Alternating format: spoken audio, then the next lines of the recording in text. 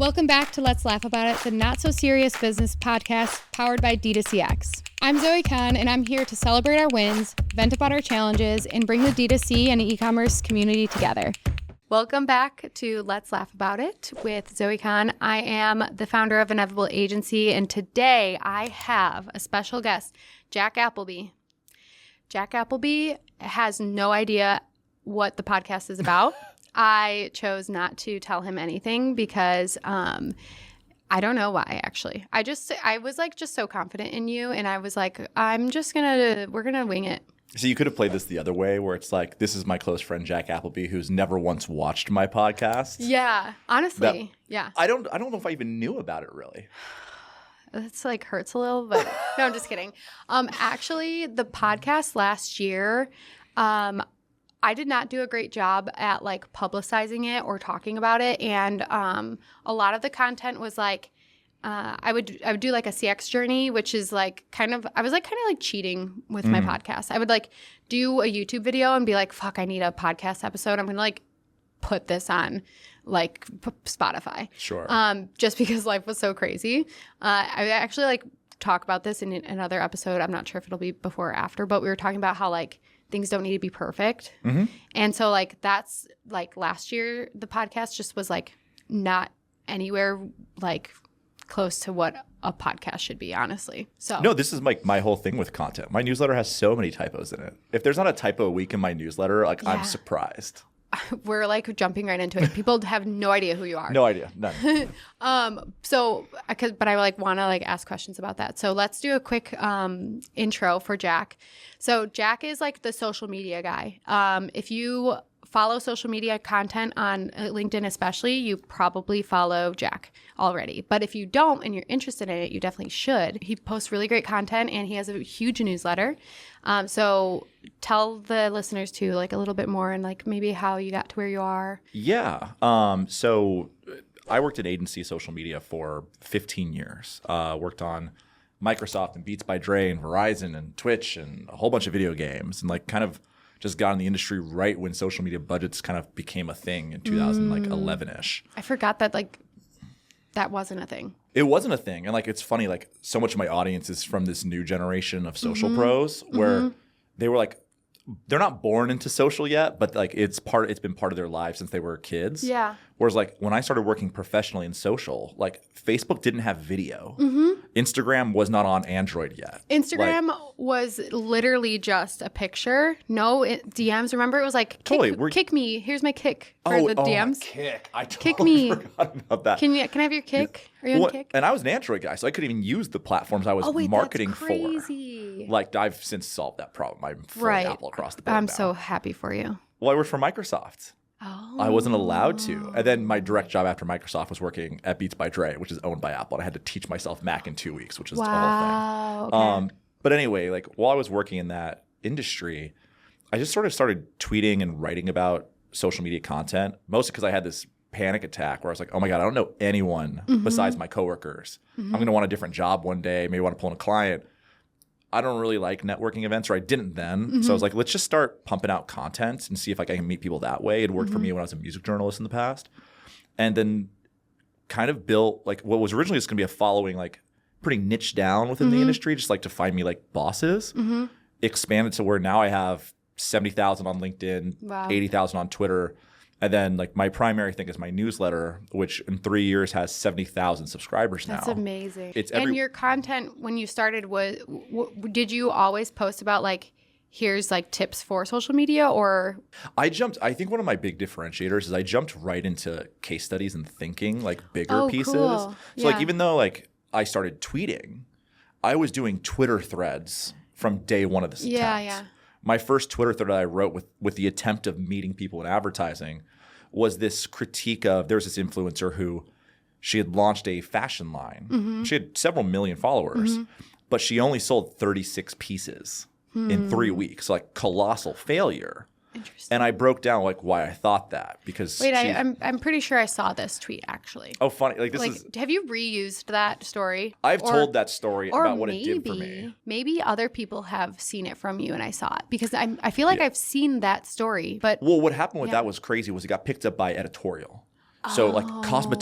Cosmopolitan picked it up, Fox News picked it up, BuzzFeed picked it up. Crazy. And they actually, the stories that they wrote were actually about my thread more than the influence that happened to. And this has happened to me a few times and it's definitely helped me gain audiences. Like with my That's social. so cool. Like last year I wrote Mr. Beast had done a video and I don't remember which one it was. It might have been like $1 Million Boat or something like that.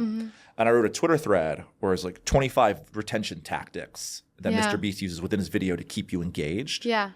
Time Magazine calls me and they do an article about my breakdown of Mr. Beast's video. So it's like a whole nother side of content that like I never think about because like, you just put good content out there, but then like if your content is reused, it's like so good for your content. So it's like it just like goes to show that you have good content, that people want to like use your content to make content. Yeah, well, I think it's so much of the industry now, whether you're like a thought leader like I try to do, or if you're just like a regular old creator on Instagram or TikTok, everyone's so focused on short form. And they think of short form as like quick hit stuff. My specialty is turning short form into high value stuff. So like I have like, besides my social media marketing business, I have about 150,000 followers following my basketball content, which is, those audiences don't know each other. I grew those independently.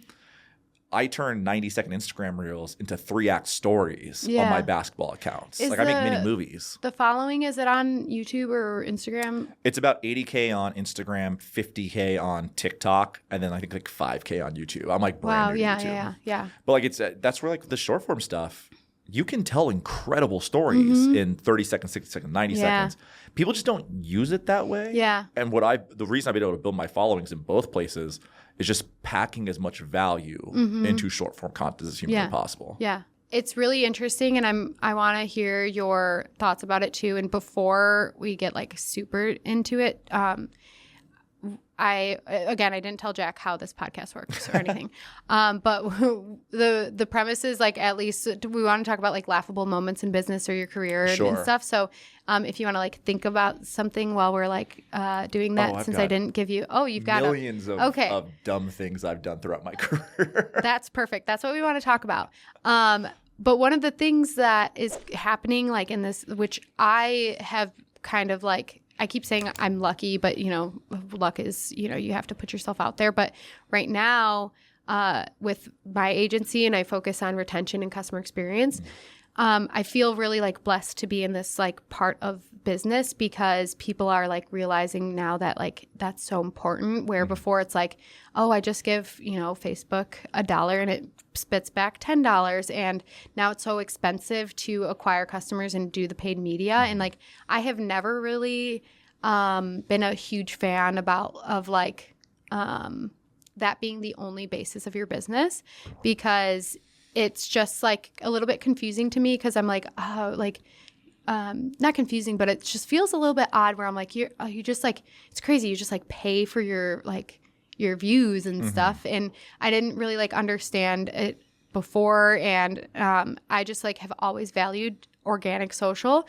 and, retaining your customers. And now that like Meta is getting so expensive, or even just like hard to keep your ad account, people's ad accounts keep getting like banned and all that stuff. And so it's like the companies that are like really, really relying on that like cheap acquisition of a customer and just paying it, like they're struggling now because they don't have like an organic strategy, and they don't have like a lot of customers who are like emotionally connected to the brand because they didn't do the like legwork to make that a part of their strategy. And now it's like, oh no, like 90% of my revenue comes from these ads, and I don't have an organic strategy. And now I'm like, how do I make an organic strategy? So I wanted to like, have you seen on like your side of the shift of like people wanting to be like more invested in organic strategy? What you just highlighted is a big problem, but it's actually the way into an even larger problem that's happening. Is we've had digital marketers appear over the last 10 years. That felt like kind of offensive, the way you said digital marketers. And you like stared into my soul like, I'm actually like my stomach hurts a little. Are You're you? great. No. What I'm getting at is there's so many people that jumped into digital marketing and learned tactical things like how to run a Facebook ad. Yeah. But what they didn't learn is marketing and like core marketing thinking. Yeah. So this is where it's like the fact that so much of the industries you and I are part of are now going, wow, it's cheaper to keep a customer than to acquire a new one. Like that's page one of a marketing textbook. Yeah. But like it's so many of us came up through digital marketing where we were taught by other digital marketers, or we were like a lot of us were making it up on our own. Like you and I are a similar age. Like we're self-taught for the most part. Yeah. Not because our bosses weren't great, because it was all new. And it was like fun for us, you know, like. Yeah. And like it's the industry, like on my side, on the social side, the new age of social media marketers, they're not getting into social because they like marketing. They're getting into social because they like social. And it's causing a real issue where I think there's a great reckoning coming where even though I think that organic. also sounds like really scary. It is. I mean, it's reckoning. You basically unlocked like my biggest passion point and fear point and frustration with my own industry. You're afraid? Yes. Like not for myself, but like okay. Like I believe in the power of organic social, like so many of us do. It can be really incredible. We've seen it work wonderfully for so many brands. I think so many new social pros are not learning marketing thinking. Yeah. And they're just thinking in views. Yeah. And half the time they're thinking in views that have nothing to do with their products. Yeah. And they look up to like, I think what Duolingo's done is incredible on TikTok. Yeah. I think what Wendy's did on Twitter back in the day was incredible. Yeah. Typically. But what those worked, they were first movers in those tones and strategies. And they were so viral that you naturally will see success. They both drove business by being so viral. But what it caused was a huge echo of copycats who are not even sort of viral, but then also not making content that has anything to do with their businesses. Yeah. And it's just turned into this where like I really worry that everyone's just out here making trend content when the way I was brought up, and maybe it's because I worked in video games, like my first 10 years were in video game marketing, which is, for one, it's a fun industry. Yeah. And two, gamers are the best people to hire, by the way. It's a great community. Gamers they really understand products. And they understand tech, they're tech savvy, which is what this world's about. And like problem solvers and good team 100%. players, because they're like used to like being good teams in like multiplayer games. 100%. They're the best. No. Like your squad leader on Call of Duty might make a good manager. Hell yeah. But the great thing about working in games was I'd be given like, here's the features we want to market. Here's the emotional benefits of the game. Like the briefs that you get working in video game marketing are exceptional. So I knew which things to push. And it's like my job was to make this thing compelling in a way that caused purchase. I think when we look a lot of brand social, I don't know if that's even true half the time, which is concerning because that's literally the only thing we're getting paid to do.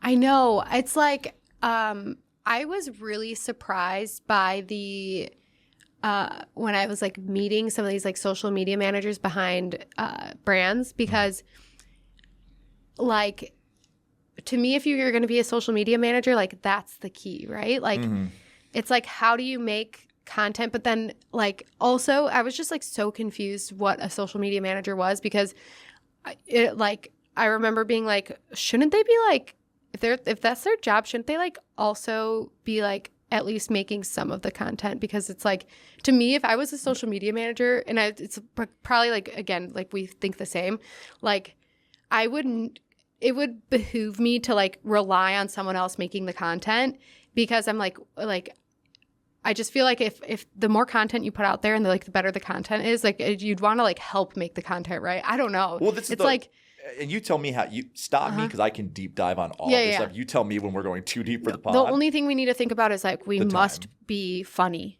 Oh, well, that's a challenge. Have to be funny. I have to be funny. I'm gonna ask you what the most laughable business moment is, but we must be funny. We must be funny. So okay. like, I should just give you like my harder. like a perfect example of me like not understanding the role of social media. Okay. This is super early career. This is first ever client of mine. So I worked on a video game for DC Comics, which was super fun. Like I was literally posting content on the Batman Facebook page. Cool. Crazy opportunity. Yeah. And there's, as everyone knows in superhero stories, there's all kind of like alternate stories. And one of our characters was there's like a Russian version of Batman, or I'm sorry, of Superman, and I forget what that character's name is or how he's portrayed, but it's... Can you give us an example of like what this guy would sound like? Absolutely not. We do not do accent work. Come on. 0%. No, we're skipping that. All right, fine. No, but the backstory of that character was, what if Superman landed in Russia instead of America? Uh-huh.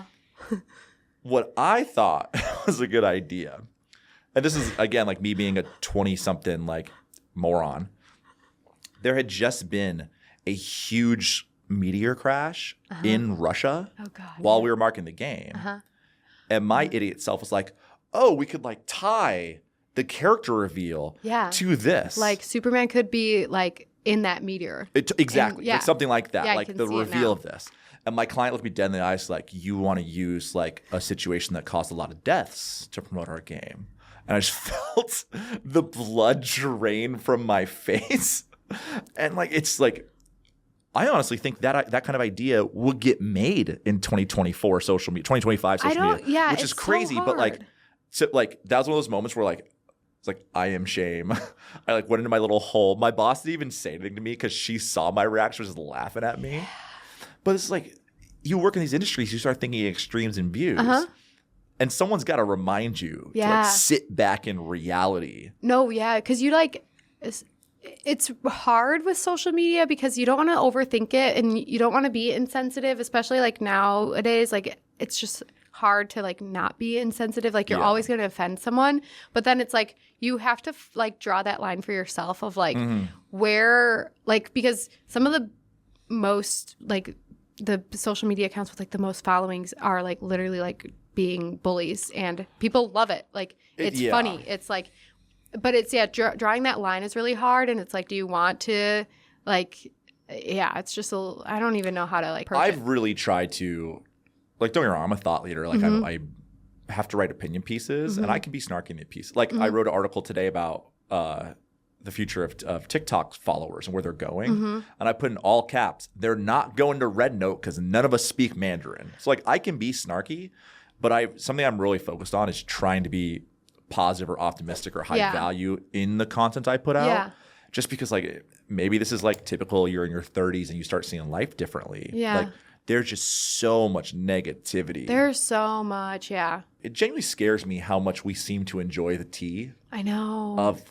I mean, there's a woman who went super viral on TikTok in the last week or two for taking off her wedding makeup. And then the makeup artist who did the makeup went viral for her response for that. And it turned into all these fake journalists making content about that content. And it's just everyone wanting tea. Like there's no substance to any of it. And like I get it. Like all the studies show that people like to like unwind with reality TV.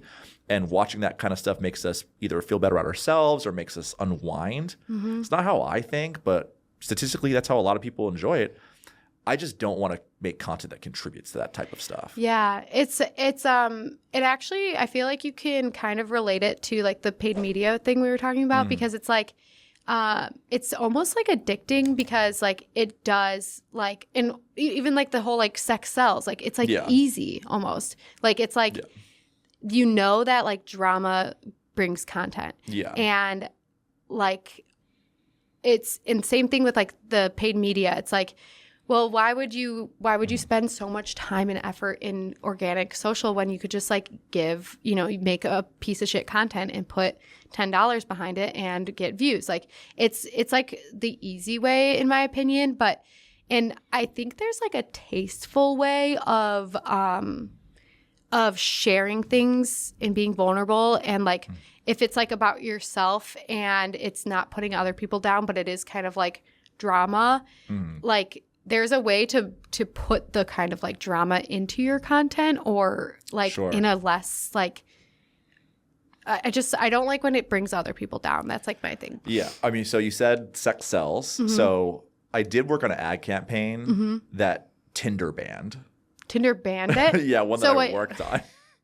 Because they said it was too sexualized. Really? And it wasn't sexualized at all. But like this is like the craziest phone call we got. So I worked on the video game Rock Band. Okay. For Rock Band 4. It was their big return. They hadn't released, like we've all played like the plastic intros for. It was their big comeback. And we were doing all kinds of weird stuff. We even made some stuff for Grindr. But we were trying to find creative ad campaigns to do. And so you were working for Rock Band, but I was at an ad agency. Oh, I see. And okay. Rock Band was our client. I see. Okay. And it was funny. The way we got that work was one of my old bosses like, "What do you guys want to work on? Like, what's your dream video game?" I was like, "Get me Rock Band." Like, I've spent hundreds of dollars, and he actually pulled it off. And he put me in the pitch, and I was one of the people that helped win it. So like, I got to work with them for a year, which was unbelievable. How cool. But like, we wanted, and they challenged us, like, do creative stuff, do different stuff, like, do run of the mill, but also like just be innovative out there. Yeah. So we pitched this idea. This is pre-Hinge becoming what Hinge is, like early Bumble. This is where Tinder is massive. Yeah. What we pitched was Tinder had just launched advertising, and we were going to do an ad for each of the instruments as fake Tinder profiles. So it's like a Tinder profile pops up, and like a girl who will be like a good-looking woman, but like has the drumsticks and is like pointing at the camera, and like they had videos for those Tinder profiles. And we're gonna do them with like half men, half women. Yeah. We were told it was too sexy. Huh. Like Tinder called us like, we can't do that. This is a little too much. We're like, you're Tinder. Excuse us? And we had to kill the whole thing. They didn't even let you like scale it back a little? No. Well, I don't think we could have scaled it back. Like, it was already pretty wholesome at the end of the day. Like, there was nothing scantily clad. It was just happened to be a Tinder ad. Interesting. And instead, we ended up doing, I forget what it was exactly, but we ended up doing something with Grindr. Where I think it was like I think we had product that had the Grindr logo where you could like put it on in game. But it's just like, it's funny. All these companies have different tastes. Like, you never know. You just pitch stuff and weird things happen. And also, you'd be surprised what like some brands are okay with. And like, I also think that it's worth pitching it, because what's the worst thing is like, they say no. And it's fun to give like, okay, here's the conservative side, but if you guys want to go really crazy, here's also a crazy idea that could be like so fun. Well, and I would always try to, like, most of my career was spent pitching, let's say like $1 to $10 million creative activations or creative AOR campaigns. You have to define what AOR is. Agency of record. So like when I would work with a brand for a year's worth of social content, that would include their product launches and their evergreen stuff. Or in the video game industry, you mostly work on launch campaigns. So it's like for Rock Band, they paid us X amount of money to do 9 months of content from the announcement of the game to the release of the game. Cool. So that was my specialty. And like one of my frustrations as I developed some kind of my own pitch practices was, if you pitch the safe idea, that's what they're going to buy. 10 out of 10 times. And now I made my career on not pitching wild and crazy. I made my career on pitching very creative but still smart, which I think is an important nuanced difference that I don't know if – I think it takes a lot of years to get there. Because I pitched all kinds of stuff that like in retrospect, like no one was going to ever buy that thing. Yeah. But now it's like, how can you expand what the brand's trying to do? Like, and like be wildly creative without being controversial. There are ways to, like, I hate when I hear people like, the way to be successful is like be controversial. Bullshit. Yeah. Like you can be compelling. Again, that I feel like is like an easy way out. It's like it's cheap. It's like so addictive to like go those routes, because it's just I mean, there's a Coors Light campaign right now that I got pitched to cover, and I don't think it's very good, so I haven't covered it. They basically put up an Instagram post and then some Times Square billboards. This is funny because he's like, I'm not going to cover it, but I'm going to talk about it on this podcast. But I'm not going to cover it. I'm going to thought lead it. Okay. But they misspelled a word in the ad. On purpose? They did it on purpose. Yeah, right. And they emailed me and like, hey, like, here's it. Like, what about this? I was like, did you guys do this on purpose? They're like, well, we don't want to say, but this is also coming out the next day. And they're calling it like, we had a case of the Mondays, and that's why we misspelled something. And now we're doing, I forget what the big payoff was, but when I was looking at it today, I'm like, it's like such a typical like email tactic now too, where it's like someone, sends an email that has a typo in it, and then like originally it probably was like, oh shit, this was an accident. So I sent out a follow-up email and that said like, oops, I spelt this wrong. And then you realize like, oh my God, like this typo made me all this money because I like apologized and the second email did better. Like, well, you just imagine they're like, and it's going to go viral because people are going to take photos of our big typo. Or no they one like cared. a lot of the comments will grow because it's like people are like, you idiot, you spelled this wrong. Yeah. And they're like looking for it. Like, it's just like my reaction to the whole thing, I was like, wah, wah. Yeah. Like, it's fine. Yeah. But like, this is where it's. And it will like work but it's just kind of lazy. And it's lazy, and it's like it's not even attached to the product. Like they're like, we have case of the Mondays, and case of the Mondays, here's course. I'm like, so we can do better than that. Right. Like, and I get like, don't get me wrong, I've never worked in alcoholic advertising. It's a tough space, a lot of regulations. Yeah. But like, I know we can do more compelling than fake typo. Yeah. It's just helping people get to creative ideas that are strong. And then the pushback I would have for the clients is you guys got to allow people to make stuff that's good. Because I guarantee you there's millions and millions of really wonderful ideas where the client's like, can't do that, not comfortable doing that. And it's not because they're risque. Yeah. It's because they're so they're so worried about brand safety at all times. That just doing anything innovative, like, nope, we're going to do the easiest thing possible. Yeah. We're going to put a ton of money behind it, and I'm not going to get fired because we did the responsible thing. Yeah. I think the whole world of risk versus reward for social and just like brands in general is so fascinating because sometimes like you can break the rules. And like once you get big enough, it's so interesting that the part of the conversation is like, yeah, we know we might get sued for this, but like the lawsuit would cost less than the brand, like image boost and like what would like come from the lawsuit. I think it's like such a fascinating way where it's like, oh, we're not scared to be sued anymore because it could like benefit us more than it could hurt us. Right. And it's only a possibility. That's like if we get sued. Well, everyone loves that story about Michael Jordan's first signature shoe. It didn't meet the NBA's guidelines for what a shoe color could be. And they got a fine for it. So then Nike turned that into a commercial. Yeah. That made those shoes fly off the shelves. And don't get me wrong, the story I just told is the version that we all know. And there's like, it's kind of been turned into a myth at this point. There's some details in it. But like parts of that did happen. And it drove huge sales. Like, so don't get me wrong, I'm not trying to get my client sued. I think it's like a dangerous place. Right. But like there are ways to I am because I have Jackie. Just kidding. I will never put someone in that position. I just learned that Jackie is the like team mom / runs the operation. I love when people describe Jackie. Can we actually talk about Jackie for a second? I've met Jackie today. I have sent another person a text saying, I just need to hire a Jackie. I want to put that on a shirt. Jackie said that she thinks it's too niche, but everyone always says, I need a Jackie. That's like when I talk about Jackie, they say, I need a Jackie. So I want to make a shirt that says, I need a Jackie. I don't think I would wear it because I think it'd be weird that it has my half name on it. But sure, I support it. Right. Yeah, no, Jackie's amazing. She's, the listeners know.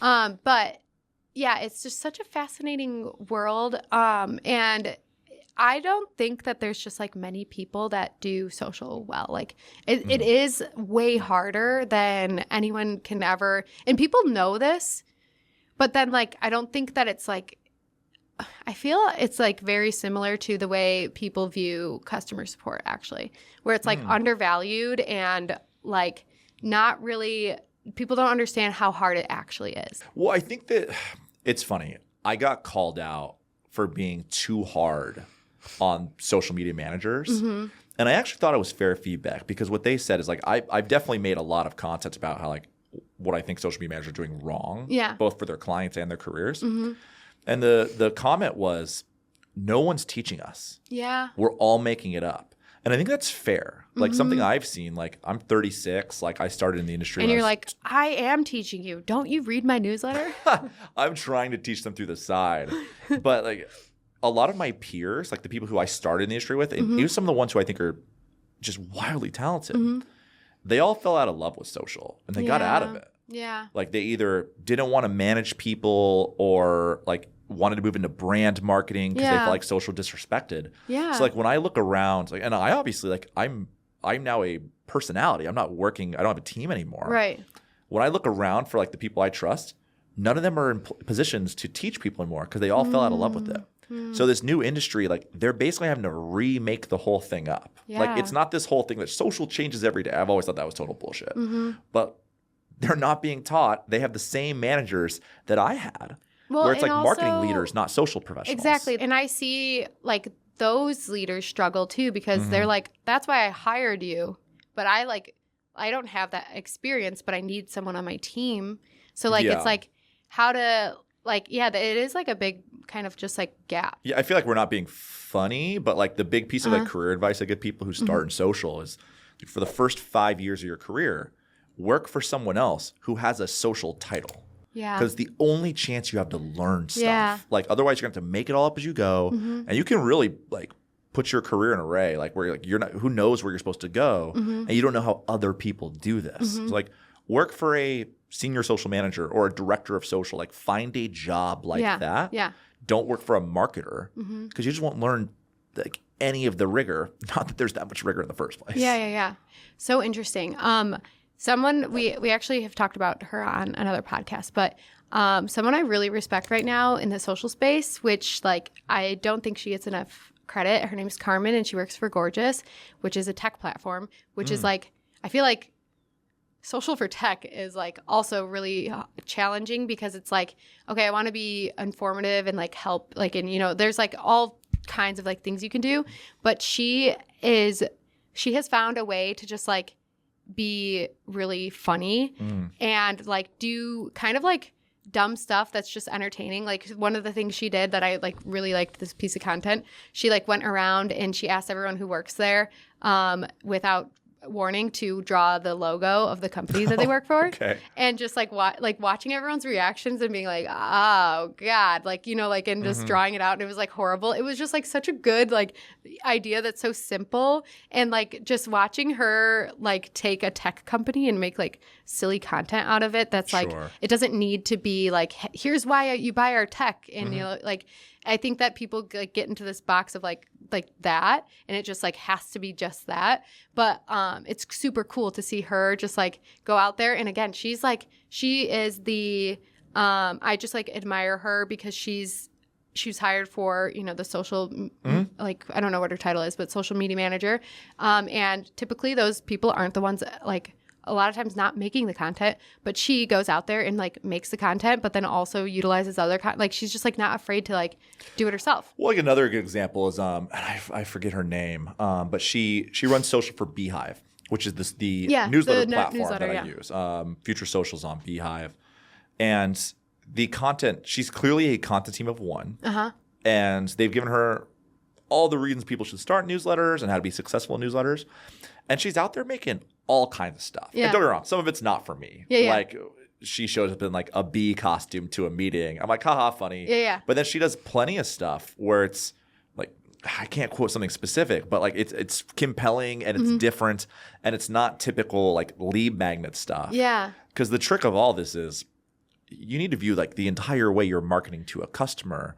I am going to receive targeted ads for a newsletter platform. And I'm going to receive some type of email marketing that sends me to a one sheet or a lead magnet of some sort. And then I'm also going to get her own creative touch on what this thing is. They don't all have to serve the same purpose. Like it's like we got to look at the entire customer journey for this stuff. I also think that there is it's undervalued where I know we say like views aren't everything, but sometimes like your content and like you're building a social media following, it's like the person following you right now like doesn't have to buy right now, but it's like if someone has to see so many pieces of content or like be so involved with your brand for so long, so it's like sometimes just like make the content so that people want to follow the page, like not so that like they will buy right now. And also there is like a aspect in engagement where it's like, okay, maybe it's not going to sell a bunch, but like it's like entertaining, and if people see, it's like credible to have more engagement, especially engagement and not views, where like that's also helpful for your brand to like nobody's going to trust someone that's like two followers. I'm all views. I could almost if I got no comments but a bajillion views, I'm happier.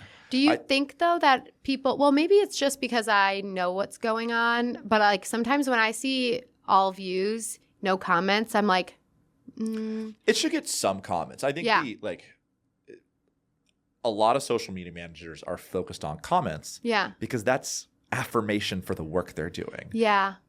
To me, it's actually not strategically what's most valuable. Like we know that shares is what about if you see a video that has a ton of views but no likes? A ton of views. That just won't happen because it probably won't. If it doesn't get any likes, it won't continue to get served to things. Well, that's where I think that it's or it's ad content. Yeah. That's where I'm like it has to be like, it has to make sense. You got to have all of them in some portion, right? But like I'm views, likes, and then comments. Because to me, like if I'm working for a brand, I want my content to be seen by as many people as possible. Yeah. And like I've worked for brands where like Microsoft Surface is a brand I worked for a long time. You don't upgrade your Surface every year. Yeah. You upgrade every the same pace you upgrade a computer. Yeah, yeah. So if I'm focused on comments, that's people who I've already maximized profits with for the most part. Yeah. They might buy a keyboard cover or they lose their pen and they buy a pen or something like that. But like I've already sold them the thing I have to sell them if they're so deep into it that they're leaving comments on a brand Instagram account. Yep. So like if I want to go out there and reach a new audience, I need to be focused on views and shares. Yeah. Because the people asking comments, like they're clarifying, they're important. I don't ignore them, but like get your brand as wide as possible. Like think about top of funnel. Yeah. I think of comments as very mid funnel personally. Yeah. Well, it's interesting how complementary it all is together because like if you have a good like middle funnel, that complements the new people seeing, because it's also such a fun thing to be like, okay, I'm watching this video, like I'm running to the comments that like I can't wait to see what the comments say. Yeah. And I love the strategy of when like the brands commenting on viral content, and then like people will see the brand's comment and like follow the brand from like a funny comment. Like that to me is like thinking outside the box. The outward community management's becoming really popular. Yeah. It's one of the 2025 predictions I saw a lot is for that to increase, which it's interesting. Like community management's making kind of a comeback. Yeah. I think it's tough because paying someone to exclusively comment on things, a lot of those people want a lot more pay than the companies can afford to give them. Yeah. Because at the end of the day, you want to spend almost all of your budget if you're doing social on making great content, whatever that means. Maybe it's not production value, but just like on people who make wonderful content. So the question of like what you pay community management is really tough because there can be great value. Yeah. But where does it exist in the social ecosystem and social budgets is a big question mark. Yeah. We're coming up on time, but really quickly, I wanted to see thoughts on Liquid Death. I walked in here drinking one. Yeah. I think that everything they do is magnificent. I think it's both a product I enjoy. Yeah. And it's just like the biggest troll of who we are as humans ever. Yeah. Like there's a million sparkling water brands I could get. I originally got it because it's funny and because I'm a sucker for advertising. I work in the industry. I think the only product thing they've done that's different, like for the actual like waters, they're tall boys, which I actually like. So like I just think everything they do is fantastic. Like I think they really get top of funnel. Yeah. They do awesome stuff. For the listeners who don't know like too much about it, they literally have a comedian and maybe multiple on staff, and they will sit in a room and they will brainstorm like the most wild ideas for these like ad campaigns and just do it. It's like, it's so cool. Like, well, and they're great at low budget too. Not everything they do, like they built their mascot, which like those are not cheap. So I'm sure that cost them some money. But like they parodied a Banksy thing the other day, like and tried to sell it for a ton of money. Yeah. They just know, they understand the internet. They understand culture. They know how to do things within their staff's ability. Yeah. Like they're killing it. And they're a $1 billion-dollar brand. It's crazy. Yeah. It's really, really cool. And then two last things before we wrap up. One, if you had like one piece of advice for a brand who's like struggling at organic social, maybe they just lost, they have been relying on paid media. What would you tell them to do? Hire a content creator in-house, not as an influencer. Hire them to actually work in your company and make video content. Like a great place to start is find somebody that has like 30 to 40,000 followers. That's usually not enough where they're making a living, but they're getting audience. Those people want work. Like, bring them into your brand and brief them. And the fact that they're not advertising professionals is probably the best thing for you. I love that advice. And I was going to ask because sometimes it's just hard to find or like even know who the right person to hire is if you don't know social. Sure. Do you think that have you seen a lot of successful social media managers who don't have their own following in some sort? This is like the biggest debate ever. And it shouldn't be a debate at all. There are many wonderful social media managers who at the end of the day don't want to be public. Right. There are many who do want to be public. I want to be public. Having a personal brand is not necessarily indicative of being better at social than someone who doesn't. But if I don't have all the time in the world and resource to go find like the person, having a personal brand is a career hack. That's why I just launched a course on personal branding. I was going to make sure you plugged that before. I appreciate it. Yeah. No, it's having a personal brand is a career hack. Like now I'm a full-time content creator, but that Twitter account that I built, I got 3 full-time jobs that I took through Twitter DMs. I interviewed to become Jimmy Fallon's director of social through a Twitter DM. Dang, yeah. My first $200K salary from a Twitter DM from someone who had read my content, had never once engaged with me. But when I tweeted that I was laid off, DM'd me. He's like, "Hi, I work at Twitch. Would you want to work here?" And I worked there for 2 years. Like, had a blast. Yeah. So you don't have to have a personal brand. Having a personal brand should not be like the main reason you hire someone in social. But yeah, a lot of people are going to search for that. Like the last time I had to hire somebody at an agency to work on a pretty known video game, I had 500 applicants. Wow, yeah. And like So, I'm someone who really takes hiring seriously. Like I shut down my schedule to like really review as many as possible. But yeah, if someone's got an audience where then I can view their content and view how they talk about their careers, they go to the top of the pile because of course they do. Yeah, and for those who don't have a following or they want to be, private, it's like such a good practice for your career to do. It doesn't even have to be like yourself and you being public, but if you have like some type of like passion that you want to create like a faceless Instagram or like following, like it's so good to practice those things to improve and like fail to learn and do that stuff. So I think you learn a lot more when you have to make content for yourself. Yeah. Whether like, and you care more too, or you understand and whether you want to build a personal brand about your business so you can advance your career, which that's been my specialty in a lot of ways. And that's what my course is about. Or like if you work in social, then want to have a personal brand that's about your primary interests. They're all valid, but a lot of what I've brought to the table for the brands I worked for are stuff that I tried on my personal accounts that I thought was compelling. Yeah. So just go make things. It's like make more things.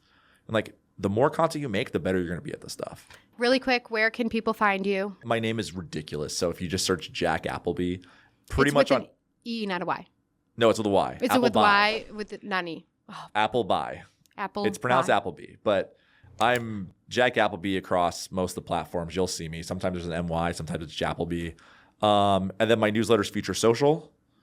Subscribe to that if you want to learn social things. And then if you want my course, it's called The Personal Social Strategy.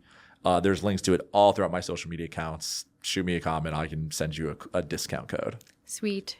We will link all of that in the show notes as well. And don't forget to like, comment, subscribe to all those things. Send this to your grandma. She really wants to meet Jack Appleby. And we will catch you in the next one. Bye. You know what to do. Like, comment, subscribe, and catch us in the next episode. And thank you for listening.